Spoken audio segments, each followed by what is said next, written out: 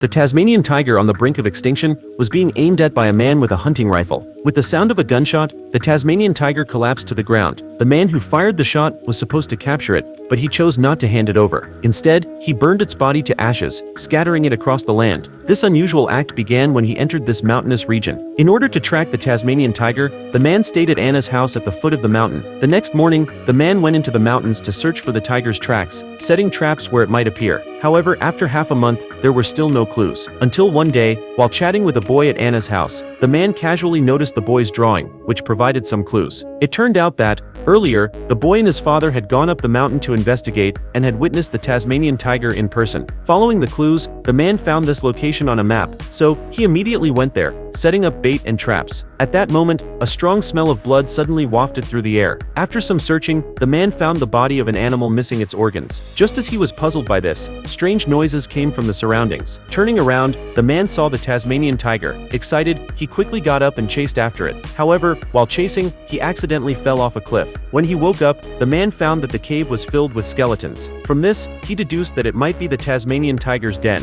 but due to his severe injuries, he could only return to his residence. Looking at Anna, who was treating his wounds, the man felt very conflicted. After spending so much time together, he had developed feelings for Anna and her family, but because they were staunch environmentalists, he never dared to reveal his true purpose. Instead, he lied, claiming he was there for research. However, on the way to the den the next day, he unexpectedly discovered a pile of human bones. The nearby blue water cup perfectly matched the one the girl had given him in a photo. This clearly belonged to Anna's long-missing husband. The bullet hole in the skull indicated that Anna's husband had been killed by poachers. This made his heart sink.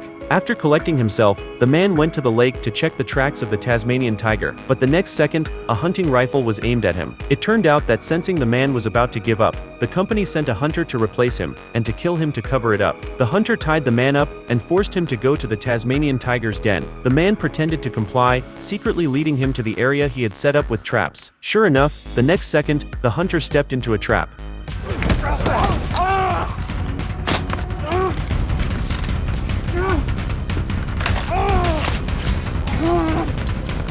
While the hunter was immobilized, the man quickly used a knife to cut the rope in his hand. But on the other side, the hunter had already opened the trap, and when he aimed his gun at the man, he was knocked down by the man, who acted first. This made the hunter realize that something was wrong, so he quickly drove back to the residence. But it was already too late. The house had been burned down, and Anna and her daughter were already dead. The heartbroken man immediately made up his mind to seek revenge for them.